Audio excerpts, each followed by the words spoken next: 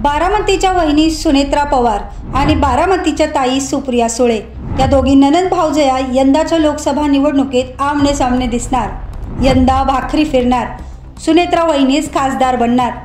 अजितदादा गटाच्या कार्यकर्त्यांकडून सुनेत्रा पवार यांचा प्रचार होत असल्याचं चित्र पुढे येत आहे। सुनेत्रा पवार यांच्या प्रचाराची जोरदार तयारी अजित पवार गटाकडून होत असून शरद पवार गट सुद्धा काही मागे नाही। शरद पवार गटाकडून सुप्रिया सुळे यांच्या विजयाची तुतारी वाजवली जात आहे। बारामतीत सुप्रिया सुळे यांची तुतारी वाजणार की सुनेत्रा पवार यांची वेळ बदलणार? बारामतीत भाकरी फिरणार ती कोणाची?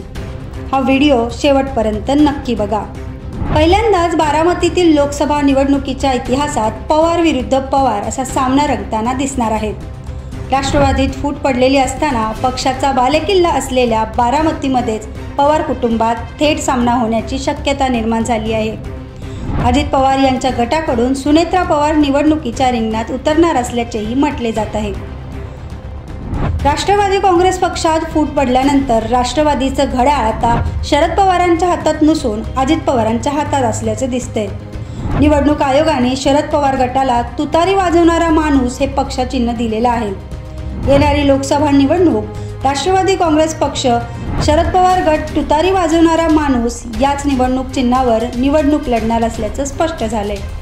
गेल्या काही तासांपूर्वी शरद पवार गटाच्या खासदार सुप्रिया सुळे यांनी तुतारीचं स्टेटस ठेवत प्रचारही सुरू केला आहे।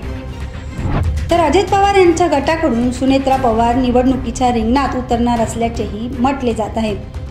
अशातच आता बारामतीमध्ये राष्ट्रवादीच्या कार्यकर्त्यांकडून सुनेत्रा पवार यांचे स्टेटस ठेवण्यात आले आहेत। तर यंदा भाकरी फिरणार, यंदा विकासाच्या जोरावर सुनेत्रा पवार खासदार होणार।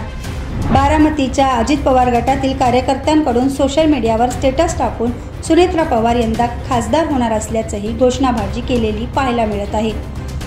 यंदा भाकरी फिरणार आणि बारामतीला खासदारही मिळणार, पण त्या खासदार ताई असणार की वहिनी असणार हे कमेंट करून नक्की कळवा।